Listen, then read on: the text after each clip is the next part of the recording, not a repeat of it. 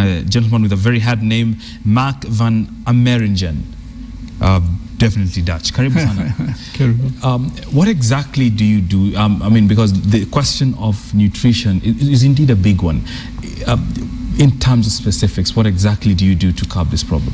What we look is for innovative solutions that can reach large numbers of people. You know, we have almost 1 billion people in the world who are hungry, almost 2 billion who suffer from different kinds of micronutrient deficiencies, right, and another 1 billion people who are obese and overweight. So, so we're looking for, you know, solutions to all of those problems. And in a country like Kenya, there are many things that we are doing to solve that. One is really just adding vitamins and minerals into the staple foods, right, like wheat flour, maize flour, cooking oil, things like that.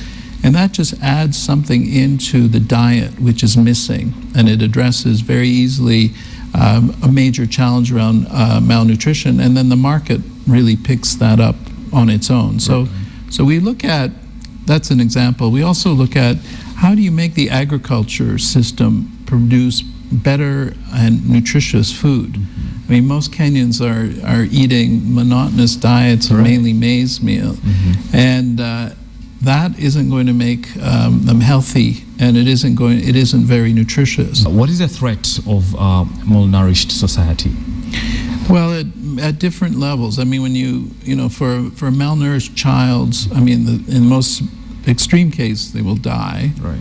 But you know, those who live often, they don't grow to the right height, and their brains don't develop to the right height, and they'll be permanently damaged throughout their life. I mean, Kenya today has 35% of its children who are stunted. So it's a large number are in that category. Can this be corrected later in life? No. No, it's one of those things that if you don't address it at the right time, one of the things we know is that from the period of pregnancy till a child is 2 is the time to correct this. After that, you can't do too much. Even if that family wins the lottery, that child is still going to be disadvantaged their whole life. Right. You know, so give us a sense of your most important areas of focus geographically.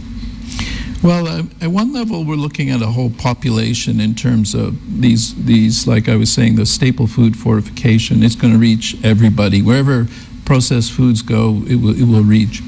But at the same time, we're also looking at pastoralists in the north, where you have, you know, very severe malnutrition, very severe conditions, and really trying to understand how is it that we can, you know, address those needs. We're also looking at cities, like, you know, a lot of the poor people are increasingly living in slums. So what do they have available? You know, they're not going to be growing food in their backyard. They have to get it from the market. So we're looking at, you know, how does the food system provide healthy food options to those communities? Agriculture is not sustainable. We have a lot of inefficiencies that in the end make the cost of the end product expensive and out of reach of the many poor. In your interventions, do you have a tool that aims at correcting this?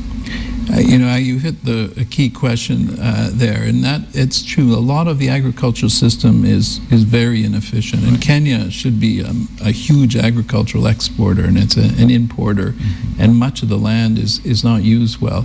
So what it means is you have to kind of look at whole value chains like vegetables or dairy and try and fix the blockages along those value chains.